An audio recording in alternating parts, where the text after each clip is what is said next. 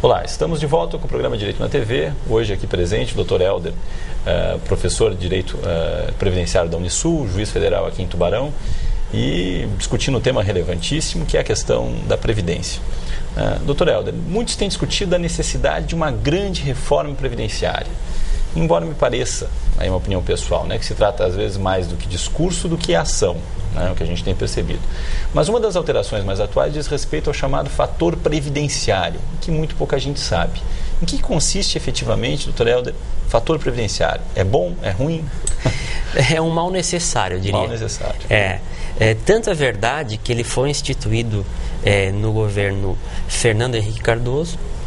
E agora no governo Lula tentou-se revogar o fator previdenciário, e o presidente da República vetou essa tentativa de revogação, porque ele é um mal necessário. E por quê? Porque na emenda 20, na reforma da Previdência de 98, tentou-se instituir uma idade mínima para aposentadoria por tempo de contribuição. Então, a pessoa poder se aposentar com 35 anos de idade, 35 anos de contribuição, mas com uma idade mínima, Não mandar para casa pessoas com 45 anos de idade, como o Brasil tem feito.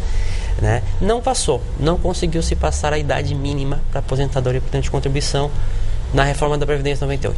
Um ano depois, com a Lei 9.876 de 99, a Lei do Fator Previdenciário, não é possível estabelecer a idade mínima, não é possível. Mas vamos criar aqui um mecanismo de desestímulo às aposentadorias precoces.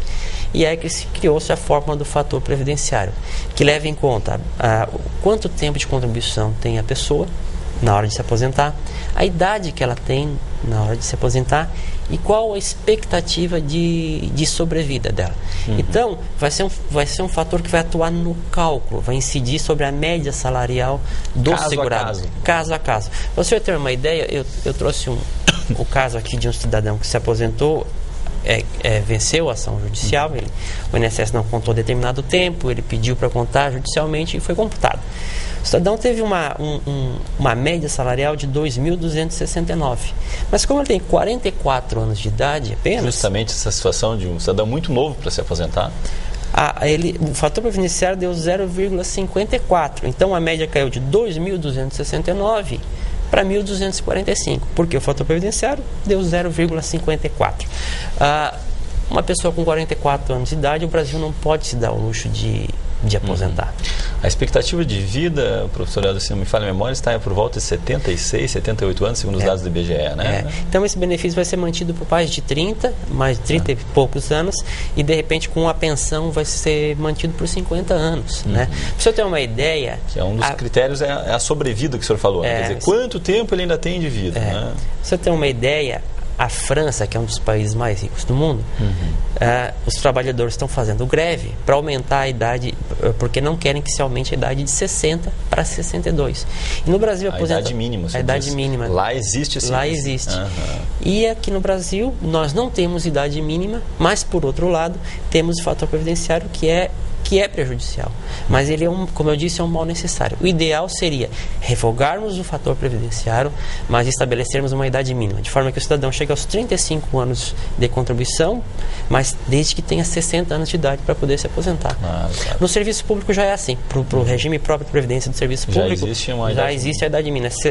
35 de contribuição com 60 de idade para homens. Que realmente um cidadão com 44 anos está, vamos dizer, no auge da sua capacidade. Está no auge da capacidade, e esse cidadão vai continuar trabalhando, na verdade é essa. Vai ser um desvirtuamento da Previdência, ele vai fazer uma complementação de renda. Ele vai ficar feliz porque, além da aposentadoria, vai ter o salário. Só que quando ele chegar aos 70 anos de idade, numa época que ele não conseguir mais trabalhar e tiver só a renda da aposentadoria, aí ele vai achar ruim porque a renda da aposentadoria é muito baixa. Ele vai pagar o preço por essa decisão agora que ele está tomando. E não se pode acumular aposentadoria, só pode ter uma aposentadoria de um regime previdenciário. Uma única aposentadoria. Perfeito.